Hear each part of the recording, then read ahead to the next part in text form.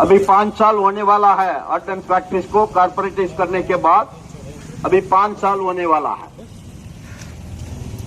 अभी सितंबर 30 तारीख हम लोग का डीम्ड डेपुटेशन खत्म हो रहा है। सितंबर 30 के बाद हम लोग का भविष्य क्या है?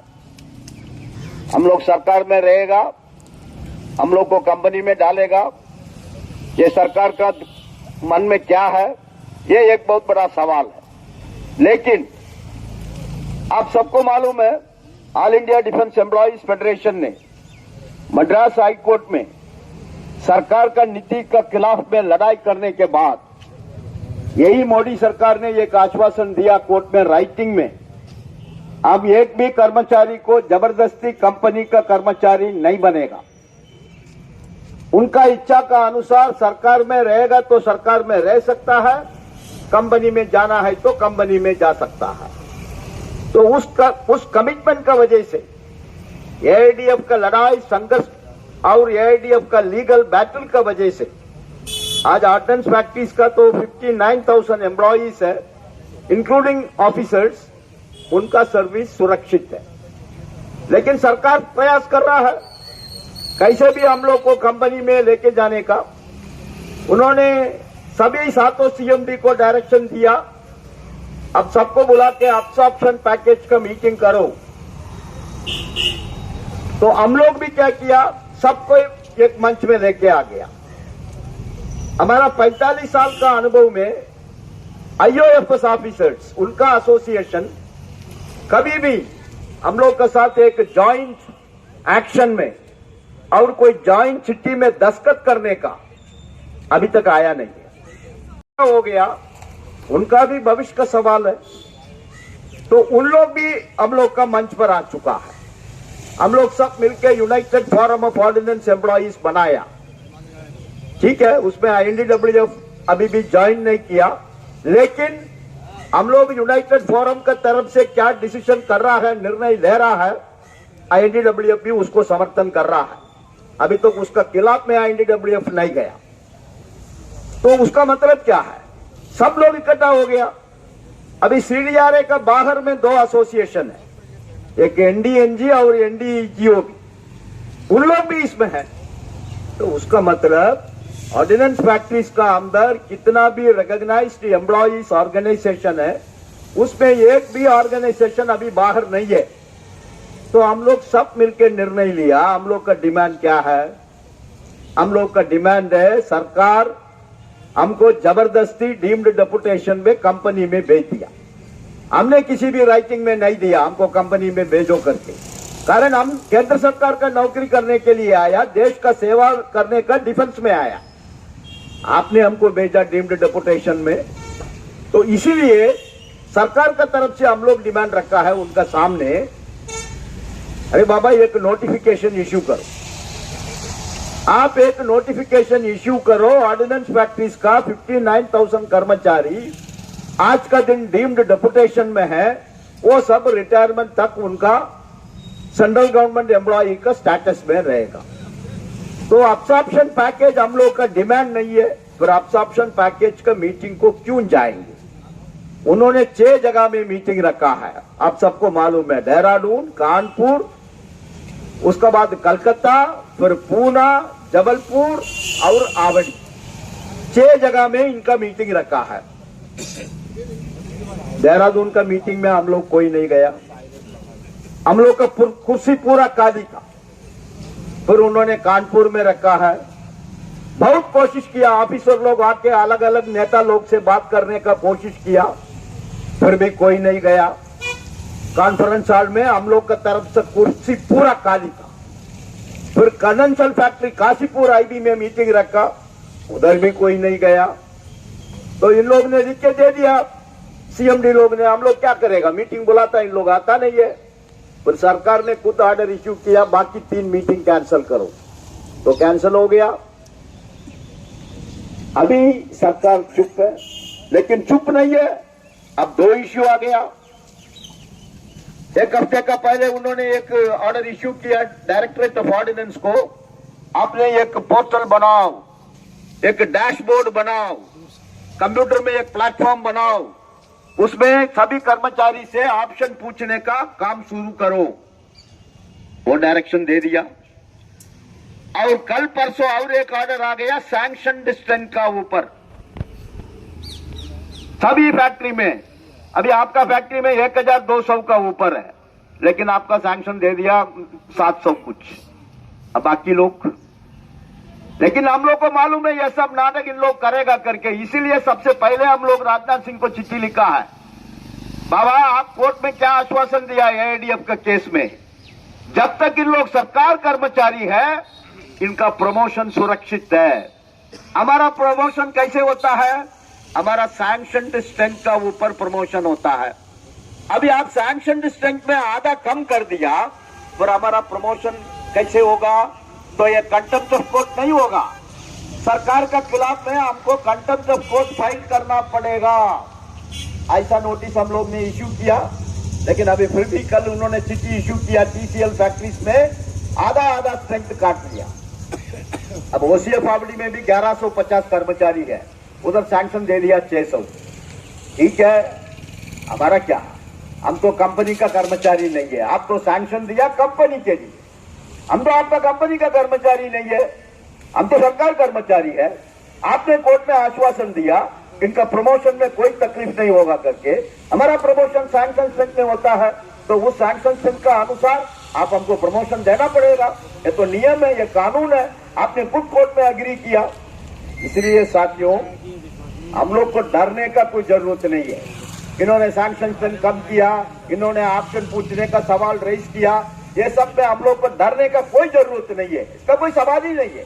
तो आश्वासन देना चाहता हूं एआईडीएफ की तरफ से, मान लिए इन लोग आपसे ऑप्शन पूछा, आप लोग सब एडवांस ऑप्शन दे दिया, आईओएफएस ऑफिसर भी दे दिया, हम आपका कंपनी में नहीं आएंगे, हम सरकार में ही रहेगा, वही ऑप्शन आपको देना पड़ेगा। तो वही ऑप्शन आप देगा, फिर ये 600 सैंक्शन दे दो, 400 सैंक्शन दे दो, उसमें हमको क्या मतलब है? हमारा कोई मतलब नहीं है। इसलिए स्ट्रेंथ कम हो गया, इन्होंने चिट्ठी दे दिया, उसमें हमको डरने का कोई जरूरत नहीं कामरेड। हम लोग यही एक उद्देश्य लेके आगे जाना है, हम आपका कंपनी में नहीं आएंगे, बस, बाकी कुछ नहीं, बाकी सब फेडरेशन देखेंगे। ये नंबर 1 है। नंबर 2 साथियों, अभी 12 तारीख, फरवरी 12 तारीख देशव्यापी हड़ताल है। ये संगठन छोड़ के, मतलब बीएमएस छोड़ के बाकी सभी ट्रेड यूनियन संगठन इसमें शामिल है। हाँ, एक्चुअली हमको भी इस हड़ताल में जाना था, लेकिन डेट ऐसा निर्णय हो गया, उसमें हमको टेक्निकल प्रॉब्लम आ गया। हमको अभी एसेंशियल सर्विस में भी रखा है और पब्लिक यूटिलिटी सर्विस में भी रखा है। पब्लिक यूटिलिटी सर्विस होने के नाते हमको 6 हफ्ते का स्ट्राइक नोटिस देना पड़ेगा। 6 हफ्ते स्ट्राइक नोटिस के लिए हमको जनवरी 1 तारीख स्ट्राइक नोटिस इश्यू करना, लेकिन उसका पहले हमारा तो रिकॉग्निशन रूल का अनुसार हमको स्ट्राइक बैलेट भी लेना पड़ेगा पूरा हिंदुस्तान में, उसके लिए हमारा पास समय नहीं था। इसीलिए नेशनल एग्जीक्यूटिव मीटिंग हम लोग ने इमरजेंसी वीडियो कॉन्फ्रेंस के नाते बुलाया, बातचीत किया, चर्चा किया, तो यह निर्णय हुआ अभी हमारा पास टाइम नहीं है हड़ताल का तैयारी के लिए, लेकिन उस हड़ताल जरूर हम लोग पार्टिसिपेट करेंगे।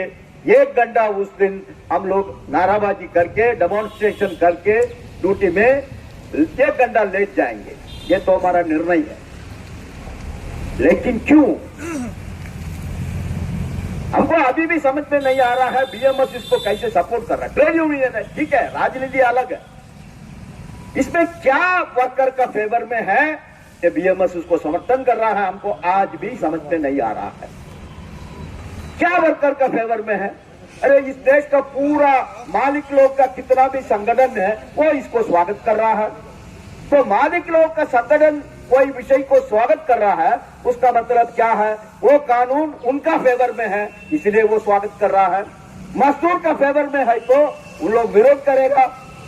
Confederation of Indian industry, India का सबसे बड़ा मालिक लोग का ऑर्गेनाइजेशन है सीआईआई, वो स्वागत कर रहा है। FICCI, federation of Indian industrial chambers and commerce, वो भी स्वागत कर रहा है। एसोचैम, वो भी स्वागत कर रहा है। वो सब स्वागत कर रहा, मतलब ये कानून में गड़बड़ है, उनको समझ में आना चाहिए। अभी मेजर इश्यू क्या है कॉमरेड? अभी हमारा यूनियन सबसे पुराना यूनियन है, इस फैक्ट्री में रिकॉग्नाइज्ड यूनियन है। आज का कानून का अनुसार डिफेंस में 15% है तो उस यूनियन को रिकॉग्निशन मिलेगा, रेलवे में 35% है तो उस यूनियन को रिकॉग्निशन मिलेगा। लेकिन अभी उसको 51% कर दिया। 51% क्यों किया? कोई भी यूनियन को रिकॉग्नाइज करने का जरूरत नहीं है। हिंदुस्तान में सभी पार्टी को यूनियन है। बिना पार्टी कैसे? हम लोग का कोई पार्टी का यूनियन नहीं है, हम लोग कोई पार्टी का नहीं है, अलग अलग पार्टी है। ये एडीएफ में विचारधार है, तो ऐसा यूनियन भी देश में बहुत है। अब कौन सा यूनियन को 51% मिलेगा कॉमरेड? इनका बीएमएस को भी नहीं मिलेगा। किधर बीएमएस को 51% मिलेगा? ऑर्डिनेंस फैक्ट्री में वेरिफिकेशन हुआ, डिफेंस में वेरिफिकेशन हुआ, इनका मेंबरशिप कितना है? 21% है। पूरा डिफेंस में इनका मेंबरशिप परसेंटेज 21% है, तो इसको भी 51% नहीं मिलेगा, लेकिन स्वागत कर रहा है। अब 51% नहीं है, कोई भी यूनियन को मान्यता नहीं मिलेगा। फिर तो मैनेजमेंट किससे बात करेगा? वो क्या बोलता है, किसको 20% मिलता है उसको एक काउंसिल मेंबर मिलेगा। उस काउंसिल का क्या पावर है? उस काउंसिल हड़ताल में जा सकता है? नहीं जा सकता ना, वो तो काउंसिल है। तो फिर भी उन लोग उसको वेलकम कर रहा है। फिर कॉमरेड्स, बहुत डेंजरस प्रोविजन क्या है? हमारा डीआरडीओ को आउट कर दिया। डीआरडीओ अभी इंडस्ट्री का डेफिनेशन में नहीं आएगा। इंडस्ट्री का डेफिनेशन में नहीं आएगा तो उनको ट्रेड यूनियन का अधिकार ही खत्म। फिर क्या बोल रहा है?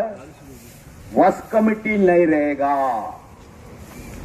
खत्म कर दिया वर्क्स कमिटी को, वर्क्स कमिटी को खत्म कर दिया। ठीक है, अभी वही फैक्ट्री में बीपीएमएस का वर्क्स कमिटी है। ठीक है, वर्कर ने वोट डाला ना, वर्कर ने वोट डाला, वर्कर को अधिकार है 2 साल में एक दफा उनका चॉइस का अनुसार वर्क्स कमिटी मेंबर को इलेक्ट करने का उनका पावर है, उसको खत्म कर दिया। वर्क्स कमिटी इलेक्शन किधर होगा? इधर कोई ट्रेड यूनियन नहीं है। उस फैक्ट्री में, उस इंडस्ट्री में वर्क्स कमिटी का चुनाव होगा। इधर यूनियन है, उधर वर्क्स कमिटी का चुनाव ही नहीं होगा। फिर क्या होगा? किस यूनियन को 51% का ऊपर मेंबरशिप है, वो यूनियन वर्क्स कमिटी को नॉमिनेट करेगा। उसका मतलब वर्कर का एक अधिकार 1947 तो आईडी एक्ट आया, उस समय से वर्कर को एक अधिकार है वर्क्स कमिटी इलेक्शन में पार्टिसिपेट करके उनका प्रतिनिधि को चुनाव करने का, इलेक्ट करने का। वो अधिकार भी खत्म। तो फिर भी बीएमएस उसको स्वागत कर रहा है, हमको समझ में नहीं आ रहा। अभी आप सबको मालूम है, एक बहुत बड़ा ऐतिहासिक बैटल हम लोग ने सुप्रीम कोर्ट तक फाइट किया। आपका फैक्ट्री में भी आप लोगों ने कोर्ट में गया, उसका वजह से 50% अरेस्ट मिला वोटी का। अभी बाकी 50% का आपको ऑर्डर आ गया। कैसे आया? सुप्रीम कोर्ट में हमने जीत गया केस। हम 15-20 लाख अभी तक कोर्ट वकील के लिए खर्चा किया, चेन्नई का हाई कोर्ट से लेके दिल्ली का सुप्रीम कोर्ट तक जीत गया। वर्कर को एक अधिकार मिला। अब वोटी करेगा तो वोटी का अंदर basic DA, HRA, transport allowance सब जोड़ना पड़ेगा। हमने जीत गया। आप लोग सब अभी 50% का ऊपर अरेस्ट मिलेगा। हमारा एमआईएल, एवीएनएल फैक्ट्रीज में वोटी चल रहा है, उनको बेनिफिट मिलेगा। लेकिन अभी नया लेबर कोड में उसको विड्रॉ कर दिया। नया लेबर कोड में स्पष्ट लिखा है वोटी कैलकुलेशन में केवल बेसिक पे और डीए रहेगा, कोई अलाउंस नहीं रहेगा। फिर हमने इतना सुप्रीम कोर्ट तक फाइट करके आने का क्या मतलब है? फिर भी बीएमएस उसको स्वागत कर रहा है कॉमरेड। अभी कानून क्या है? साहू का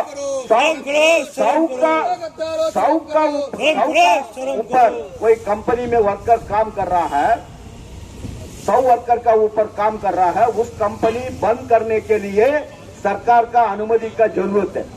लेकिन अभी वो खत्म कर दिया। अभी उसका संख्या बढ़ गया 300 का तक वर्कर कोई कंपनी में काम कर रहा है, उस कंपनी को बंद करने का सरकार का अनुमति का जरूरत नहीं, मालिक उसका मर्जी में बंद करके जा सकता है। दुर्भाग्य है हमारा देश का सुप्रीम कोर्ट का तो चीफ जस्टिस है, उन्होंने सुप्रीम कोर्ट में बोल रहा है इस देश में कितना भी इंडस्ट्री बंद हो गया ट्रेड यूनियन का वजह से बंद हुआ। कितना गलत इंफॉर्मेशन एक उच्च न्यायालय का क्या बोलता उच्च न्यायालय क्या बोलता उच्चतम न्यायालय का चीफ जस्टिस बोल रहा है ट्रेड यूनियन का वजह से कंपनी बंद। लेकिन सरकार ने पिछले साल पार्लियामेंट में जवाब दिया 2 लाख इंडस्ट्री 5 साल का अंदर बंद हो गया हिंदुस्तान में। लेकिन सरकार किधर भी नहीं बोला ये ट्रेड यूनियन का वजह से हुआ। सरकार ने खुद बोला ये मैनेजमेंट का वजह से ये कंपनी बंद हो गया। लेकिन बोल रहा है अब उसको भी क्या हम स्वागत करेंगे कांग्रेस। फिर अभी साथियों 8वां पे कमीशन हम लोग का सामने बहुत बड़ा जिम्मेदारी है। 10 साल में एक दफा पे कमीशन आता है, उससे हमको अच्छा मिनिमम तनख्वाह, पे स्केल, सर्विस में 5 प्रमोशन, इंक्रीमेंट 5%, प्रमोशन का समय minimum 2 increment, children education allowance हमारा बच्चा तो ग्रेजुएशन पोस्ट ग्रेजुएशन पढ़ रहा है जब तक मिलना चाहिए।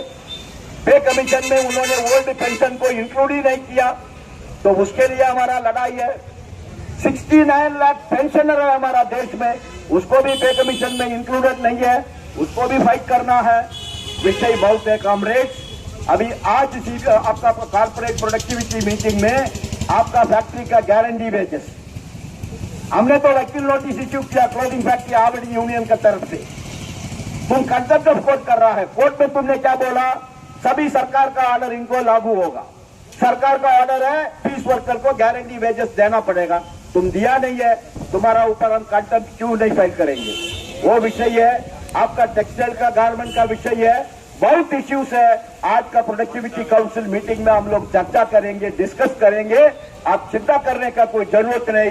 आपका कोई भी इश्यू है, चार्जमैन का प्रमोशन ऑर्डर आने के बाद भी चार्जमैन का प्रमोशन लागू नहीं कर रहा। 18 तारीख हमारा जेसीएम का भी मौसम इतना खराब होने के बाद भी आप लोग इस मीटिंग में पार्टिसिपेट किया, सक्सेस किया। एआईडीएफ की तरफ से और हमारा यूनियन की तरफ से आप सबको अभिनंदन। एआईडीएफ का आपको आश्वासन। नेचुरोपैथी एंड योगा चैनल को सब्सक्राइब करने के लिए @नेचुरोपैथी महोबा सर्च करें। चैनल को शेयर करें, लाइक करें, कमेंट्स करें, सब्सक्राइब करें, टर्न ऑन नोटिफिकेशन करें, जिससे आपके पास सीधे मैसेज के द्वारा नए नए वीडियो आ सकें।